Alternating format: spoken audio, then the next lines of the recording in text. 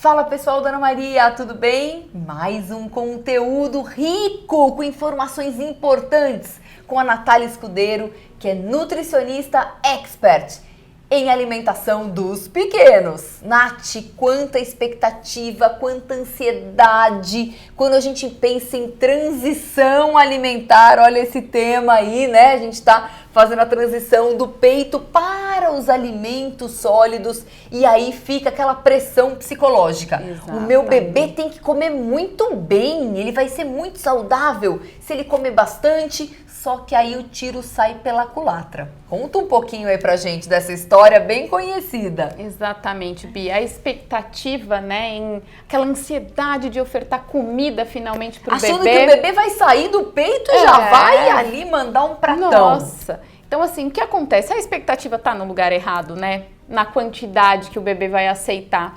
Então, vamos lá. Primeira coisa, até 1 ano de idade, o principal alimento do bebê, ou seja, o que ele vai receber em maior quantidade, ainda é leite.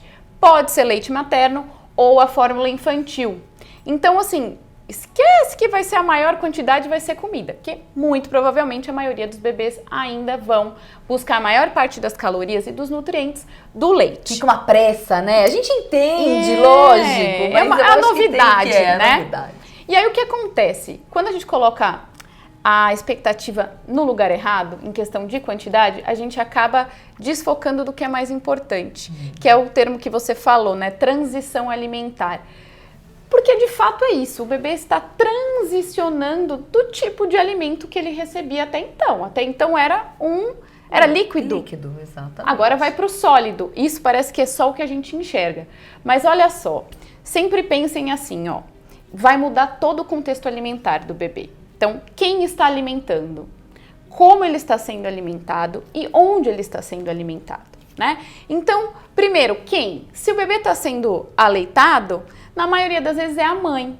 E aí, quando a gente faz a transição alimentar, ele começa a receber os alimentos sólidos, qualquer pessoa vai poder oferecer o alimento para ele. Então, isso muda. Olha quanta coisa na cabecinha do bebê, né? E aí, outra coisa, onde? Antes era no colinho, né? Aqui, ó, no colinho. Mesmo se é mamadeira, mesmo se é a fórmula, é no colinho, deitadinho. E agora vai ser como? Sentado, olha, já mudou, né? Sentado e numa cadeira de alimentação. Olha quanta coisa muda, né? E aí quando a gente pensa em como ele está sendo alimentado, até ele começar a introdução dos sólidos, ele está sendo alimentado ali, como você falou, no colo. Agora vai mudar como? Talher. Você tem um prato, você tem um guardanapo que fica toda hora ali passando na boca do bebê. Então assim, tem todo um contexto alimentar sendo alterado. Sim. Então, por isso que a gente tem que ir com calma e não ficar focado apenas na quantidade em que o bebê vai aceitar, porque isso vai ser, sim, gradativo. E quanto mais de perto a gente puder acompanhar isso, nós vamos entendendo como que o bebê funciona, como que ele aceita melhor, como que ele... Não questão de aceitar, mas como que ele se interessa mais por tentar, às vezes, provar aquele alimento, né? Sim. Tem bebês que, quando é amassado, ele não se interessa muito, mas se você coloca o pedaço da batata lá, ele se interessa mais. Então, estar perto também para observar essas diferenças, porque nós somos diferentes, nós somos, né? Totalmente. E uma vez até eu abri uma caixinha de perguntas no meu Instagram, e tinha, eu falei assim, olha só, eu prefiro comer a batata em palito. Quando ela enrodela, não me apetece muito. Olha só, adulto falando aí isso. Se é criança, bebê já é frescura, né? Por quê? Aí eu recebi uma que eu nunca vou esquecer. A moça comia cenoura crua, só ralada fina, ralada grossa ela não comia.